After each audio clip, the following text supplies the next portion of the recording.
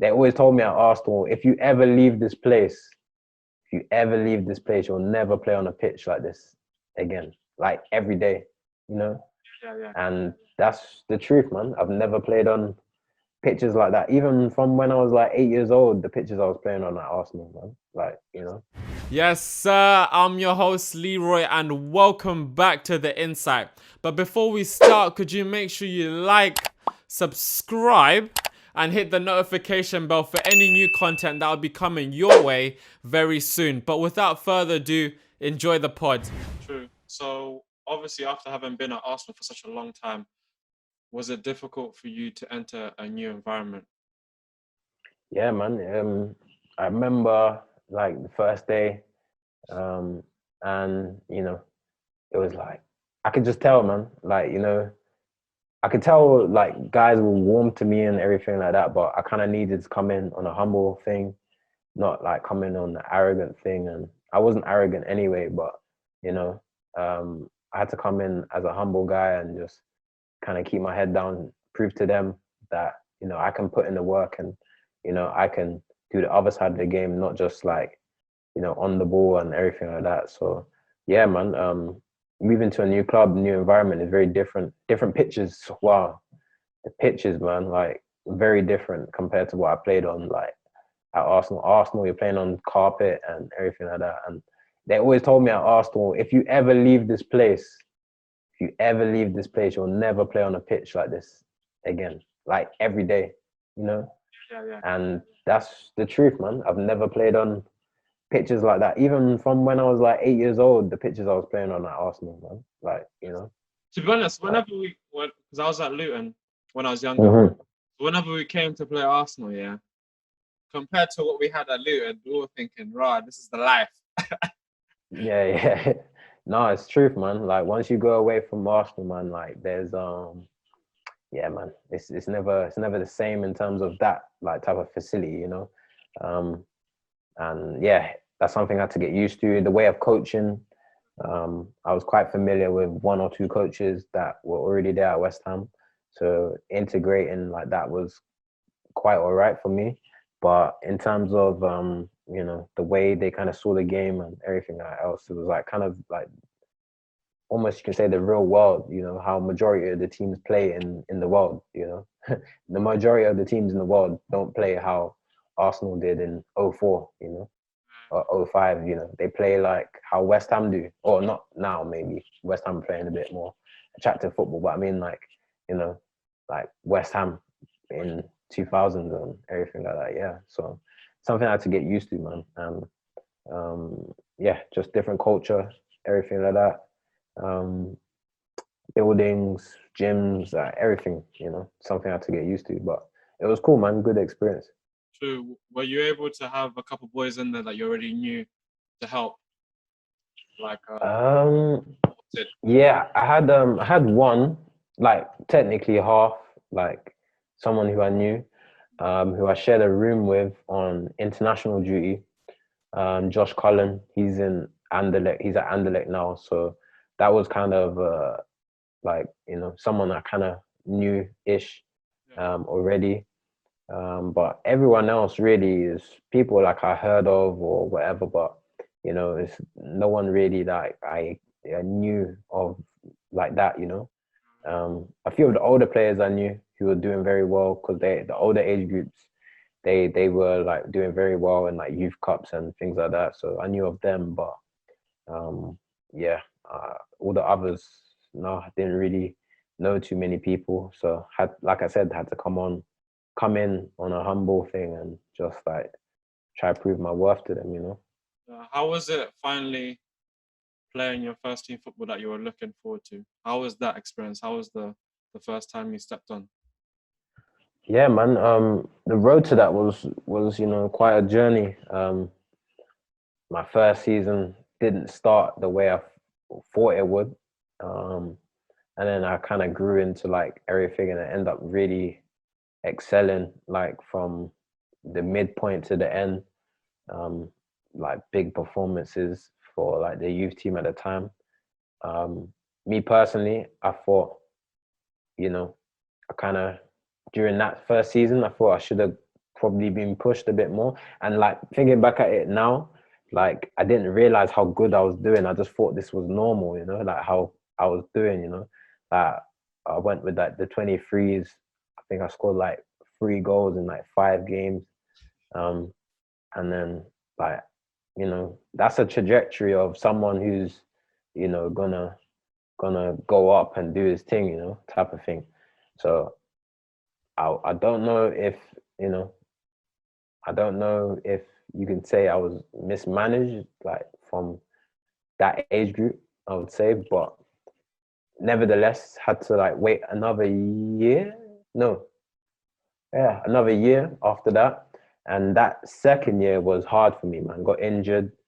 Um, and then I was doing well at the start, got injured, knee injury, meniscus, and that's something that I never had before. So it was very new to get used to, and very new to, you know how to deal with my body, how my body recovers, sleep, going out, these type of things, like these type of things that, you know, maybe you could do before, but when you're injured, you can't do. So had to kind of get used to that. And then coming back from that was very hard. And playing in a losing team is never easy as well. So all of these things, but then I actually got my opportunity after that season, in the summer, pre-season, and then going away from with the first team a couple of times, being in the squad, at Upton Park, packed out stadium,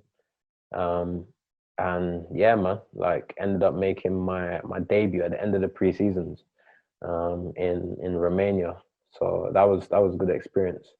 And leading up to that, there's a couple of things that I thought I could have got it earlier, and I was very unlucky to get it earlier as well. Like for example, like the striker getting sent off in the first 10 minutes, Sacco, um, and things of that nature. Like you don't plan for in football, but ended up eventually making my debut, and yeah, man, something that I'll remember forever. How about your Europa League debut? How was that compared to it? Yeah, man. You know, we were losing 2-1, and we needed a goal to get through. Only one goal, and something that if you come on, you score, you're a hero type of thing. So that's kind of like what I was trying to do, trying to get on, trying to create impact, and just for me, I did all right when I came on, but it wasn't enough to get us through in the last 10 minutes. So yeah, like obviously being that young and making your debut. Well, in my eyes at the time, I wasn't like super young or anything. I was 18, but making my debut at that age, I was very happy. Although we lost, can't lie, but um, yeah, weird feeling. That's something that you can't really explain. No, I hear that. When you had your debuts, yeah, like, did you ever? When did you get time to really deep that this happened? Was it before going on? Obviously, most people are like when they're standing on the line before they cut in, or was it more of like a after? I'm like, right, that happened. Which one was it? Um, yeah, man. I would say like you obviously you do know like you're in the moment and everything like that, and you taking everything in. But I say like when you're that age, yeah, like I'll give you an example. When you that was a big game, so that game, like I didn't really have any thoughts in my mind like of how to play or anything like that. Like you could see it as a bad thing or a good thing. Like it depends on who you are as a player. But most people, you play your best when you don't think too much. So um like I can't speak for everyone, Yeah. but most people in that situation, like with their debut, I don't think they would really think too much because they'll just be too excited. And I was kind of the same. And I kind of put the pressure on me that like I want to score and everything like that. And I didn't really go into it nervous. Um, like I would say, like in the moment, you would, it's just kind of normal, and then afterwards, you kind of sit back and you're like, oh, rah, I made my debut, type of thing, type of thing. And obviously, you see your messages and everything like that, and that's probably afterwards, to be honest. Like, yeah, probably afterwards, because I remember getting messages on the way home and everything, and yeah, it was good like feeling. So I would say probably afterwards, to be honest. But hard to say, man. Like, hard to say when you deep it. Like, did I even deep it at that point? Yeah, Like, you get what I'm trying to say? So I guess because um like so moving fast that let's say yeah, I even had training like the next day or something. You know what I mean? probably, yeah. So even like some of the things I did in last year, 2019, in Canada, like some, like, I broke some records over there, type of thing. And like even that, like, you're moving so fast that you don't really realize it. Like, I do realize it, but like one day I'll probably sit down and be like, raw, like, but not many people, yeah, not many people get to have that kind of feeling in their career where they can be like, raw, actually, that actually happened. Like, raw, I didn't even realize it at the time like that. I thought it was kind of normal. But yeah, for me, I would say if I went on after that and really continued from that point on, I think that it would be more of a thing that hits more. But it was one game, so it was like I kind of had the mentality that what's next. True. So let's now talk about obviously after you left West Ham, you obviously had spells out in Germany, Hmm. went to back to Barnet, like, and then obviously to Czech Republic. Like, talk me through the process.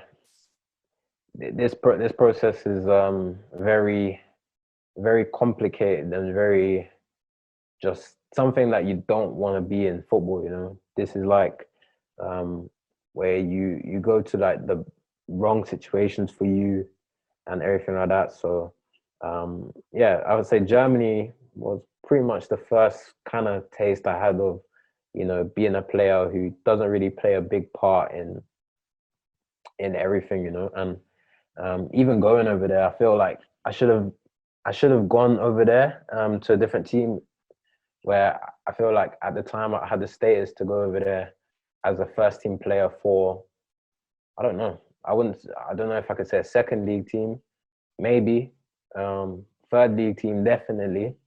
And I feel like I should have kind of did that. But you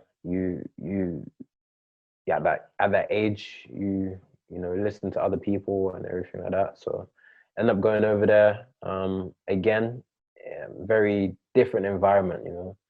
um I would say in terms of like facilities and stuff, like probably same level as West Ham, maybe a bit better, you can say, maybe. But the way they do things in Germany is so different, man, to the way they do things in England, man. How do they Like do it? the demand on your body, man, is very intense. And I wasn't used to that, especially the position I play. I wasn't used to like that much running and that much like work and emphasis on like things like defending and things like that. So those are the type of things that I kind of had to get used to. Going over to Germany, and then yeah, in that preseason, I was doing all right. I think, if I can remember, yeah, I was doing all right, and got injured again, my knee. That set me back for the start of the season. So I never ended up playing the start of the season. Someone else ended up playing, did very well, and he ended up getting an opportunity to go with the first team after having a good run with the second team who play in the fourth division.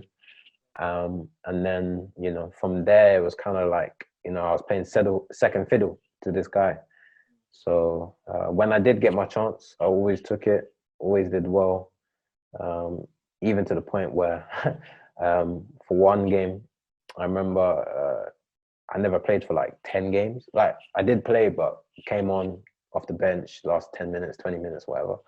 And then we were losing in all these games, and then the manager, his job was on the line, and I don't know who made this decision, not sure, but team comes out, and it was the team that he kind of should be playing like from 4 or 5 games ago, and end up playing, starting and scoring, saved the manager's job, and then scored like 2 goals in like 3 games after that, or something like that. And then after fourth game, I'm on the bench again, which was a bit weird. But yeah, so it was just like a weird situation when I was over there. Something that I can't really explain. Obviously, getting used to like language and everything like that. I, yeah, now I can, but back then, obviously, yeah, back then it was a struggle, man. Couldn't understand anything, couldn't talk or anything like that. So yeah, man, it was yeah, it was a struggle, back then. But something that I'm very thankful that I actually did it, because it gave me a lot of life skills and a different perspective on life, and things that I learned along the way. And then yeah, after that, I pretty much had enough in the January window, which was like it'd be coming up to 3 years now, and then ended up signing for Barnet not too long after. I think it was like February or something, and then yeah, I had to wait for international clearance, a thing called international clearance, very long. So I ended up signing. Barnet were like in League Two, battling relegation. So manager brought me in, wanted me to like, create a spark in the team. And yeah, waited for international clearance, which takes up to a month to clear. If you don't know anyone inside the FA. So a month passes, so I'm watching games, not playing or whatever. A month passes, and then even like me traveling to games and stuff, and then ended up basically coming, waiting on the weekend, and I was gonna go back to training on the Monday, and if I can remember, it was like a Sunday or something, and then I look at my phone, look at Twitter, and then the manager's sacked. Oh, no way. Yeah, the manager got sacked. So then come in on the Monday, and then like the new manager's already been appointed and everything, and had a meeting with him, and he's just one of those typical English, minded guys. Like he wanted like he wanted what he wanted, and he didn't want me. So never see me train, never see me play, but yeah, but is what it was, man. And that's what he said. Yeah, these are my players.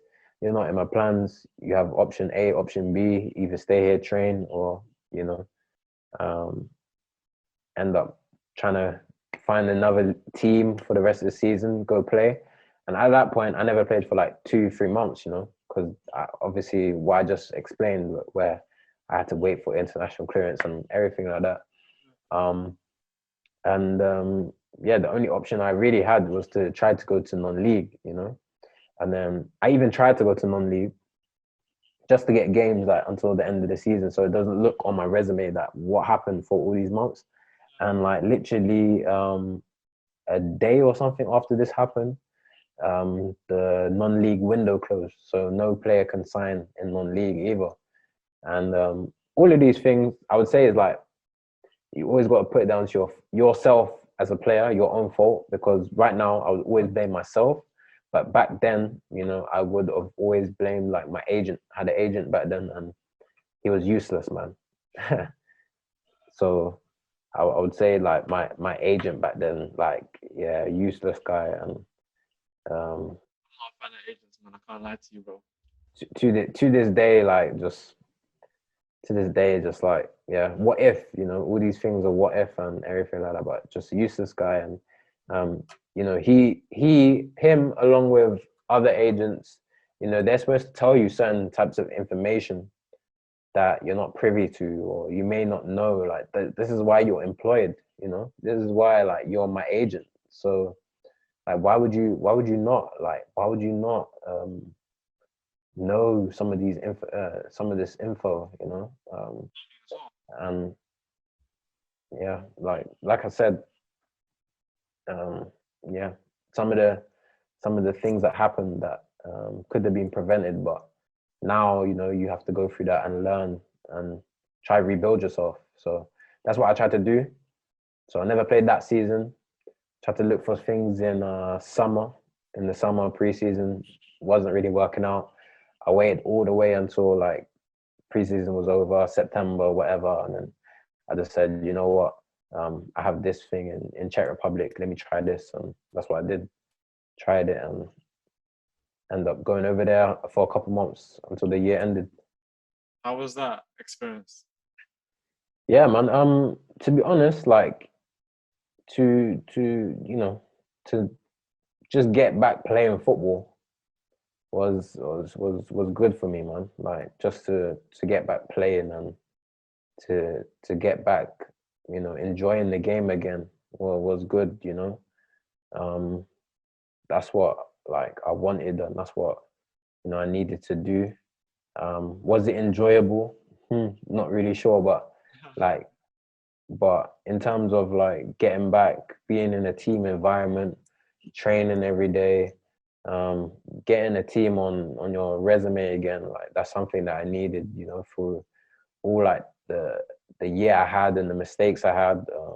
Yeah, it was crazy, you know. Thinking back at the time was a really hard year for me, but you know, ended up coming through out the other side, and I feel that's kind of proves your character. You know, that's what you need to go through in your career, and you look back and be like, "Raw, I went through that." Like what I mentioned earlier, like sometimes you go through the good stuff, and you're like, "Raw, I went through that," and then you go through the bad stuff, you're like, "Raw, I went through that." So on the other end, you know, you kind of have to look at it like half full and appreciate at the bad times as much as the good times. So yeah. Sure, I think it's very important because, as you know, football is not a linear process. So Mm-hmm. a lot of moving parts, as you said, injuries, not being used to that, now having to learn about the body, maybe sleep better, do the rehab now, strengthening, and obviously the different cultures that you've learned is good. Mm-hmm. How is it now when you obviously made the jump to Calvary in Canada? How did that come about? Yeah, man. I appreciate like, you know, everything that happened there for me. That was like, obviously I said Czech was like good to get back playing and everything like that, but that was really in Canada, like a brand new start, like Yeah, kind of revitalized my career type of thing, you know. And really kind of got me back on the right page, you know. Like for me to kind of be in that position, I don't think I should have. Well, I can't say I should have been anything. You know, I should have been in that position because it happened to me. But in terms of like, could it have been prevented? Yeah, but it happened and it ended up having an opportunity to go to Calvary and kind of, like I said, revitalize my career, and that's what I did, man. Um, even you know the whole process of getting back fully fit, like how I used to be, like probably like a year, 2 years prior to that, or a year and a half prior to that. You know, even that was like, you know, a journey. So um yeah, man, it was good, man. Like very good experience, man. And um even not even speaking about football now, just speaking about like living there, like just, you know, that's somewhere where I would probably want to settle down when I'm older and swear you end up, like yeah, probably end up living in Canada, man. It's probably the one, I think it's probably, in my opinion, the best westernized country you can live in, to be honest. Like I don't think there's any better for anything, man. that's mad. Funny enough, what do you call it? Before Calvary became professional, Mm. when I was in America, I used to play in the summers, innit? So I played Hmm. the Sounders, and Okay. we actually flew over and played them a couple of times. Foothills, maybe. No, we played Calvary as well. We played Foothills, um, Highlanders or something like that. I don't know if they're in there. Yeah, probably. I think you played probably the team that like all the guys in Calgary that I've got they were. They ended up signing, and because Cavalry only got founded in 2019. So yeah, like you said, became professional in that year. So yeah, all the guys who probably you know, they were gonna join cavalry. Yeah, that's probably the guys you played against. Yeah. That's great. That's funny you say you'd want to like settle down in Canada though. Yeah, man, it's the place to be, man. I think, in my opinion, a lot of good things going on there. Like, you know, whether you got like it's westernized, isn't it? It's westernized, yet it's very safe and very open. You know, very natural as well. If you like, if you wanna, you can be anything you wanna be. Like, you can be someone who's more of a city guy there. You can be someone who's more of a nature guy there. You can be someone who's just a family guy. You could be someone who's just a, you know, like I said, a single guy, just, you know, living there. Or it could just be anything you want to be, man. So I feel like Canada is definitely the place to be in the westernized world, like out of all these countries, True. for sure. Did you get to travel around and obviously see different places like Toronto and all them other places, Edinburgh and stuff? I think I went to pretty much every city, and kind of got to explore pretty much like every city except probably Halifax and the other one is Montreal. I didn't get to. Yeah, both of them were just kind of in and out trips. Halifax, actually no, Halifax. I I nearly broke my foot playing against one team. Um, yeah, another injury. And then I couldn't. Everyone went out in the evening, and I didn't get to go out in the evening. And then there was the second was Montreal, and it was a night game. And then after the game, like, it was very late, so no one went out or no one really explored, or it was too late to do anything, and we stayed very far away from the city anyway. And then we had to leave in the morning, so um, there was no time for any leisure when we were there or anything. So yeah, Montreal and Halifax I need to go back to, I'd say. I hear that. Do you know what? Sometimes I think the coaches do that on purpose, bro. Might put you in a hotel that's mad far. Yeah, these want you to chill, bro. Probably doing it for cheaper reasons, if anything, to be honest. But yeah, they, you know, they want to save their money. But yeah, no, we were away from Montreal. Montreal, I think, is an expensive city, so understandably, that's why we're in an area where it's not really central or anything. Probably one of the cheaper hotels, you know. Ruben Loftus-Cheek, he's another one. He was like my England captain. Ugh, I still think he has got the attributes and everything. It's just injuries with him again. Like, he can be like, there's no midfielder in the world like him. Like, honestly, like there's no midfielder in the world like him who plays like him. Like, and people might be looking at this and thinking I'm crazy, but I'm telling you, there's no midfielder in the world like him. And everyone who's played with him and everyone who's played against him knows what I'm talking about.